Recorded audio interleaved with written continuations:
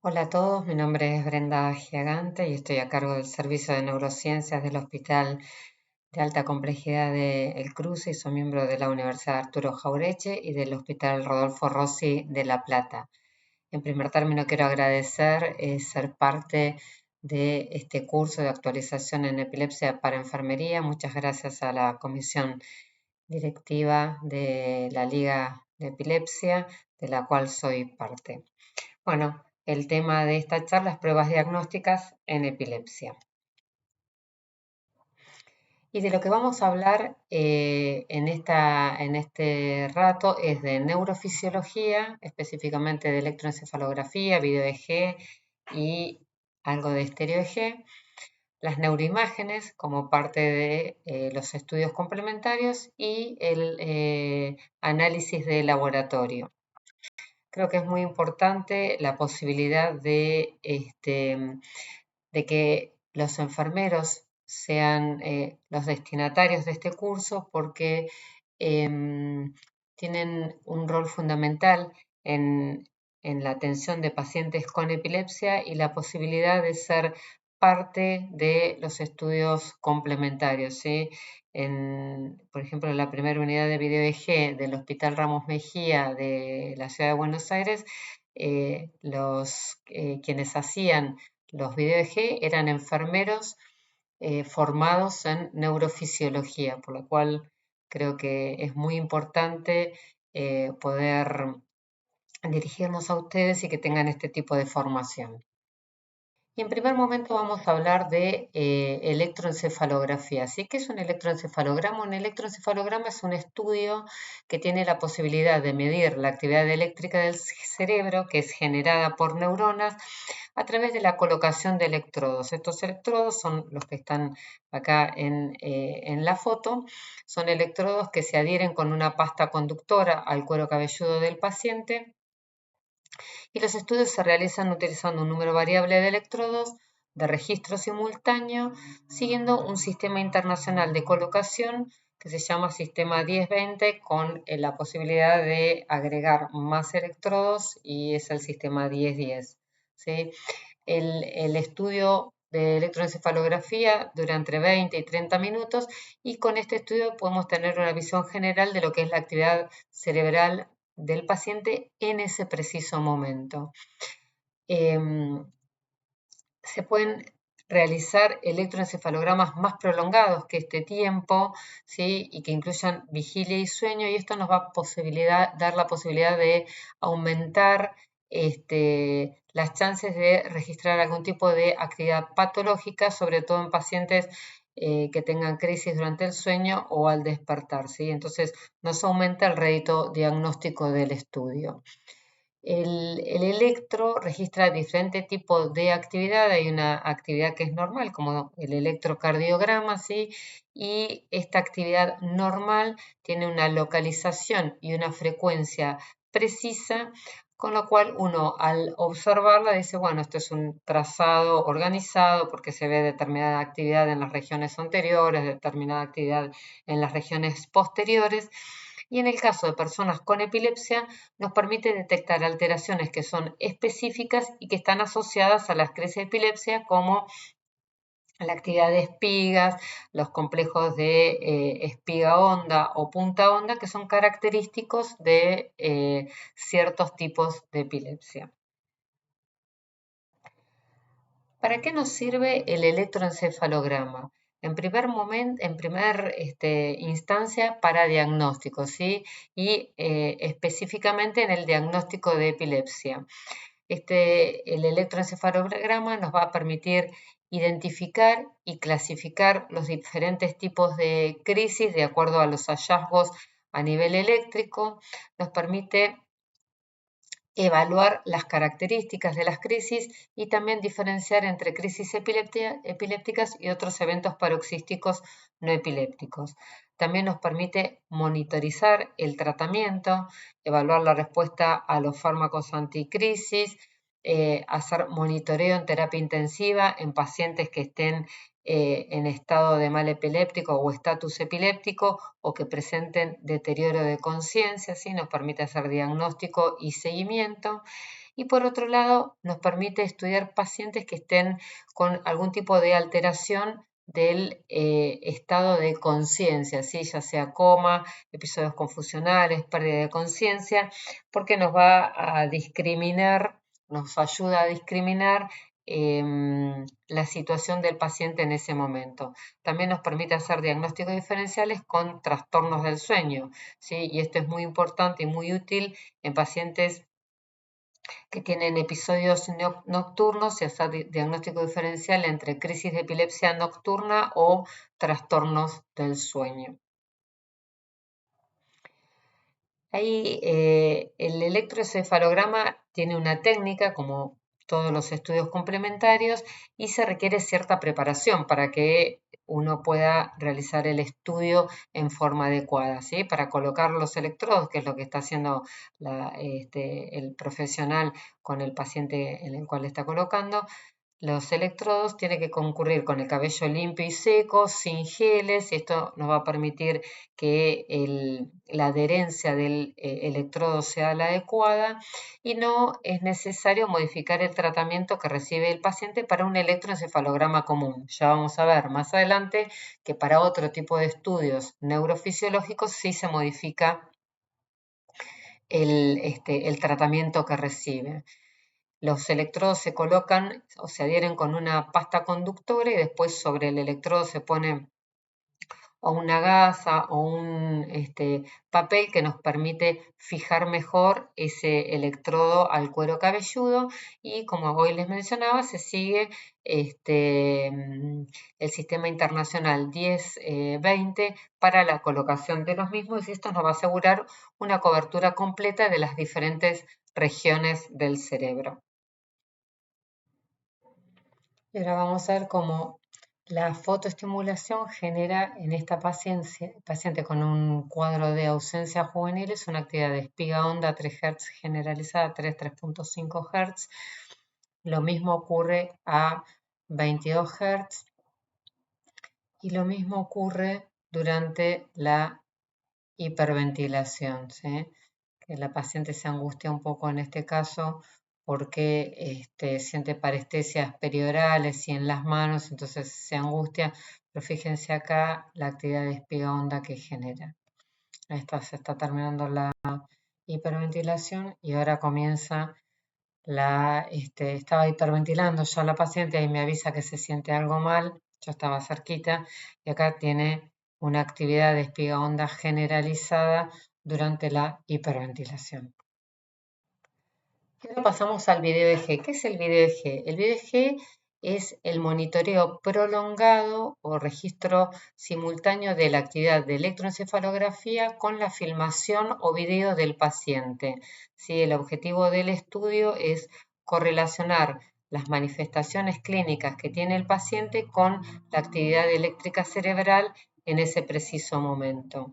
Este estudio tiene una mayor duración de horas o días, dependiendo cada paciente. Si en niños a veces es suficiente con horas, en general en adultos uno registra entre 3 a 5 días con el objetivo de registrar los eventos que un electroencefalograma estándar no los puede registrar y que por otro lado el electroencefalograma estándar no tiene la filmación, ¿sí?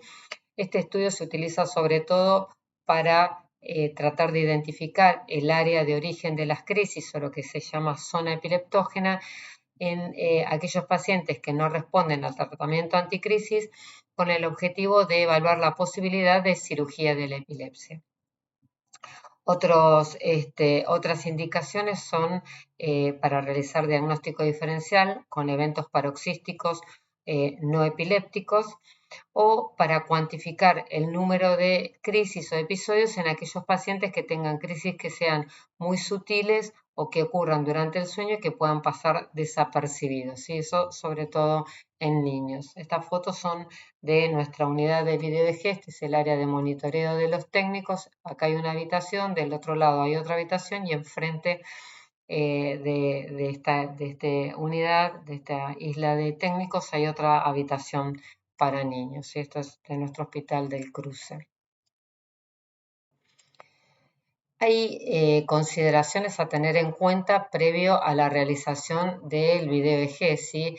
El paciente necesita tener una explicación muy detallada en qué consiste el estudio, porque el paciente va a estar internado durante, en general, varios días y durante el mismo tiene que permanecer en la habitación, en la cama la mayor parte del tiempo, porque el objetivo es registrar los eventos clínicos. Si el paciente está deambulando por fuera de la habitación, nosotros podemos perder la posibilidad del registro.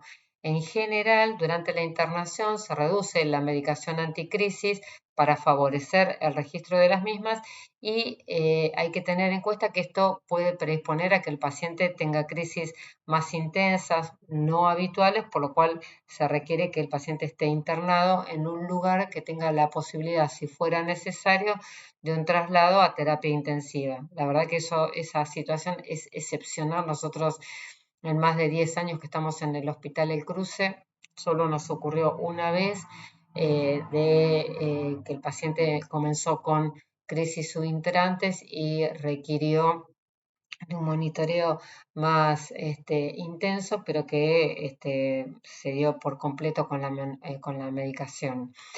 El monitoreo se hace en forma continua durante las 24 horas del día y durante los días que el paciente esté internado, y tiene que realizarse con un personal que esté capacitado en un ambiente controlado y que tenga la posibilidad de documentar, registrar estos eventos, interactuar con el paciente con el objetivo de tener el mayor detalle posible de lo que ocurre durante el evento clínico y el análisis de esa actividad eléctrica asociada.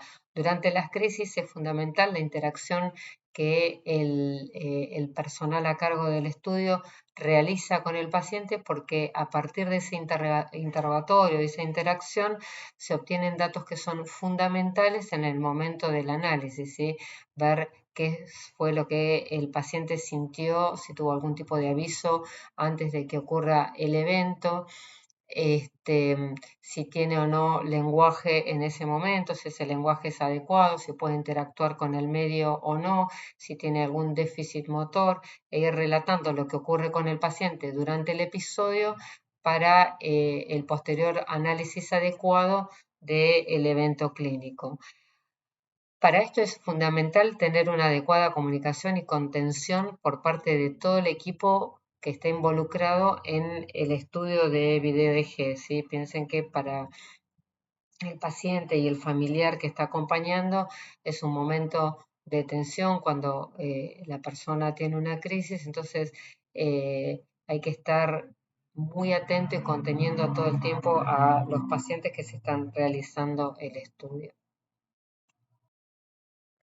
Y acá lo que vamos a ver es un video de una paciente que se está estudiando para cirugía de la epilepsia, en el cual comienza con automatismos de ambas manos, una vocalización, y después tiene una tendencia a la inmovilidad del brazo derecho, automatismos manuales izquierdos repetitivos, cuando se acerca al técnico no contesta, y a la vez vemos cómo se va grabando la parte eléctrica cerebral. Bueno, uno después hace un análisis detallado de todo esto y puede terminar definiendo que la zona epileptógena, o sea, el área de inicio de las crisis, estaba en las regiones temporales del lado izquierdo. ¿Sí? En este momento la paciente es interrogada, no responde. Hay ruido de fondo porque había un televisor prendido, ¿sí? Como la paciente confusa, no responde, tiene una tendencia a la inmovilidad. Y ahora vamos a ver de qué se trata la video estereoelectroencefalografía, ¿sí? Es un estudio de muy alta complejidad en el cual se hace un registro simultáneo de la actividad eléctrica con el implante, la colocación de electrodos intracerebrales y el video del paciente, ¿sí? Este implante se realiza en quirófano mediante una técnica que se llama estereotáctica, que es con la medición a través de un marco de dónde se localizan, dónde se colocan y la orientación que tiene cada uno de estos electrodos, ¿sí? Este estudio se realiza en aquellos pacientes que son candidatos a la cirugía de la epilepsia y en los cuales no se llega a lograr a determinar la zona de inicio de las crisis mediante los estudios no invasivos como los que vimos hasta recién, o en aquellos en los cuales se sospecha que la zona de inicio de las crisis está cercana a un área elocuente, como puede ser el área del lenguaje o el área motora, ¿sí? Entonces, lo que vemos acá en las fotos es la cabeza del paciente con los electrodos intracerebrales y acá son imágenes de resonancia donde muestran los electrodos, ¿sí? Estos puntitos blancos que se ven acá son los electrodos, los contactos de los electrodos intracerebrales. Y esta es una reconstrucción con los electrodos colocados. Esto en general tiene una mayor duración de 7 a 15 días, por ahí en algunos centros han llegado a una mayor duración que estos 15 días. La verdad que no es lo habitual. Este tipo de estudios también los hacemos en el Hospital El Cruce. Y ahora vamos a pasar a las neuroimágenes. ¿Sí? Las neuroimágenes son aquellos estudios en los cuales lo que uno trata de evaluar, de analizar si existen alteraciones estructurales que sean el origen de las crisis de epilepsia. Y los dos más habituales que tenemos es la resonancia magnética del cerebro, ¿sí? Y la tomografía computada. La resonancia tiene muchísima mayor sensibilidad en la detección de lesiones estructurales. Se hacen las fotos, digamos, el estudio se hace en diferentes secuencias que van a permitir detectar diferentes tipos de lesiones como la esclerosis hipocampal, que es una cicatrización a nivel de las estructuras temporales más internas, ¿sí? Que están a este nivel donde yo les muestro. Malformaciones de la corteza cerebral, como son las displasias, tumores cerebrales, malformaciones vasculares, accidentes cerebrovasculares, secuelas de traumatismos, de infecciones o secuelas perinatales. La verdad que la resonancia ha revolucionado en lo que es el diagnóstico de las etiologías de la epilepsia. ¿Sí? Nos ha permitido, nos ha ayudado muchísimo para poder avanzar en las cirugías de las epilepsias. Y después tenemos la tomografía axial computada, que es útil principalmente en emergencias como traumatismos, hemorragias, y en epilepsia es útil para visualizar calcificaciones en caso de neurocisticercosis, enfermedad celíaca, y es muchísimo menos sensible que la resonancia del cerebro para la detección de lesiones epileptogénicas. ¿Sí? También, por ejemplo, la tomografía la utilizamos cuando se realiza el implante de electrodos intracerebrales para ver la localización de los electrodos y esas imágenes de tomografía después se fusionan con las imágenes de resonancia para poder ver la exacta localización de los electrodos. Después tenemos neuroimágenes funcionales como la tomografía por emisión de positrones o el SPECT ictal, ¿sí? El PET y el SPECT ictal, que son estudios que son muchísimo más específicos y se hacen en casos no en todos los casos en los cuales nosotros estudiamos a los pacientes con epilepsia, sino en casos más puntuales. Y después, la tercer pata de las cuales yo le voy a hablar como pruebas diagnósticas en epilepsia son las pruebas de laboratorio, ¿sí?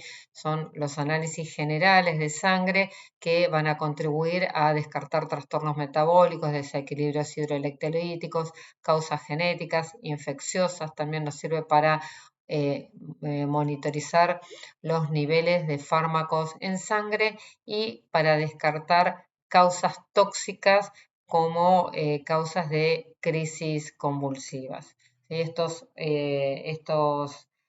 resultados nos van a permitir guiar el resto de los estudios complementarios y el tratamiento del paciente. Y ahora vamos a ver un caso clínico que incluye parte de todos estos estudios que estoy. Bueno, este es el caso clínico de un paciente masculino, zurdo, sin antecedentes personales o familiares de relevancia, con edad de primera crisis a los 14 años, todas crisis durante el sueño que con compromiso tónico-clónico bilateral, que había recibido múltiples esquemas terapéuticos sin respuesta, estudiante, con un examen físico normal. Y hacía 2 años había empezado con este tipo de episodios que eran totalmente diferentes a los que el paciente presentaba habitualmente y se habían interpretado como, quedaba la duda de qué tipo de episodios eran. ¿Sí? Yo les voy a mostrar. Y arrancamos. El paciente en forma brusca comenzaba con este tipo de episodios, en los cuales hacía como si fuera movimientos tipo un baile, que empezaban y terminaban en forma brusca y con una recuperación inmediata, con sospecha de que estos episodios, que eran muy estereotipados, correspondían a crisis de epilepsia. El paciente es internado en la unidad de video-EG y se registran este tipo de episodios. El paciente está en la cama y fíjense que empieza como con un bailecito, con movimientos rítmicos, la cadera, los miembros inferiores, los miembros superiores, como acompañando con los labios con este mismo tipo de conductas estereotipadas. El paciente es interrogado y recupera rápidamente su nivel de conciencia y responde en forma adecuada al interrogatorio. Durante el electro interictal se observa una actividad de ondas agudas y ondas lentas sobre regiones frontocentrales izquierdas. Fíjense la utilidad por fuera de las crisis de lo que es el electroencefalograma. ¿Sí? Acá se repite esa actividad. Y en el registro de las crisis se observa que hay un aumento de la actividad. Esta crisis, estos registros de sueño, se observa una actividad de ondas agudas y ondas lentas a predominio hemisférico izquierdo, que después evolucionan a un compromiso fundamentalmente de regiones frontocentrales izquierdas, con un compromiso inmediato hacia áreas contralaterales. Se realiza una resonancia de cerebros donde se observa una alteración a nivel del lóbulo frontal del lado izquierdo, que es muy extensa, de límites muy mal definidos, con pérdida de lo que se llama la diferenciación entre la sustancia gris y blanca, con hallazgos que son compatibles con una alteración del desarrollo cortical, una probable displasia cortical focal. Se realizó una resonancia funcional del lenguaje para evaluar la cercanía de esta lesión con el área del lenguaje y estaba lejos del área del lenguaje, o por lo menos no estaba en contigua con el área del lenguaje. Entonces, como conducta se define que es una epilepsia fármaco-resistente, focal, lesional, y se decide avanzar en una estereoelectroencefalografía para evaluar la extensión de la zona epileptógena dentro de la lesión y demarcar sus límites para establecer la estrategia quirúrgica. Esta es una foto del implante, ¿sí? Con el marco estereotáctico, y ven todos los electrodos intracerebrales que se colocaron, fueron 9. Esta es una reconstrucción de la colocación de los electrodos. Y esto es como nosotros después analizamos cada uno de los electrodos que se colocan dentro de la cabeza, ¿sí? Se hace una reconstrucción de la localización de cada uno de los contactos de cada electrodo para después analizar la señal correspondiente, ¿sí? Entonces, sobre cada uno de los electrodos se hace un análisis de cada uno de los contactos que tiene. Si cada electrodo tiene 10 contactos que van registrando la actividad eléctrica cerebral, entonces se hace una reconstrucción de a qué área corresponde cada uno de los contactos de los electrodos implantados. Se hace un registro de las crisis, en este caso el paciente tuvo 38 crisis entre la vigilia y el sueño. Se realiza una estimulación cerebral, que quiere decir que se aplica corriente eléctrica sobre los contactos de cada uno de los electrodos para mapear las diferentes áreas cerebrales y ver si alguna de las áreas cerebrales implantadas tiene alguna función elocuente, ¿sí? Como tiene que ver el lenguaje, la movilidad. Durante la estimulación no se encontraron áreas elocuentes. Bueno, luego de finalizar el estudio de estereoelectroencefalografía, se evidencia que existe un compromiso de casi todas las áreas exploradas dentro de la lesión, tanto en la actividad interictal, o sea, por fuera de las crisis, y durante las crisis, que esta lesión no está comprometiendo áreas elocuentes, esto definido tanto por la resonancia funcional como por el mapeo cortical, la estimulación que se hizo durante el estudio, por lo cual se decide avanzar en una cirugía del área lesional involucrada en la generación de las crisis. Entonces, con esto vemos, con este ejemplo de paciente, podemos ver cómo se aplicaron las diferentes pruebas complementarias en el diagnóstico y tratamiento de un paciente con epilepsia. Entonces, como conclusión,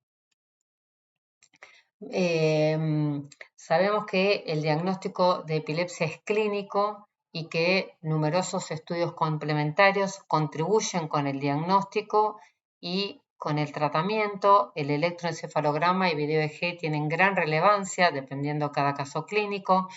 Las neuroimágenes ayudan a encontrar la causa o etiología estructural y las pruebas de laboratorio nos pueden complementar la evaluación del paciente. Y sabemos que el rol de la enfermería es esencial para el manejo integral del paciente, y yo les contaba hoy que nuestros primeros técnicos de la unidad de video EEG cuando estábamos en el Hospital Ramos Mejía fueron enfermeros formados en electroencefalografía. Bueno, muchísimas gracias por la atención y les presento, este es todo nuestro grupo del Servicio de Neurociencias del Hospital El Cruce, y que pertenecemos también a la ENIS, que es la unidad ejecutora de triple dependencia del Hospital El Cruce, la Universidad de Arturo Jauretche y el CONICET. Gracias a todos y estamos disponibles para cualquier pregunta o contacto.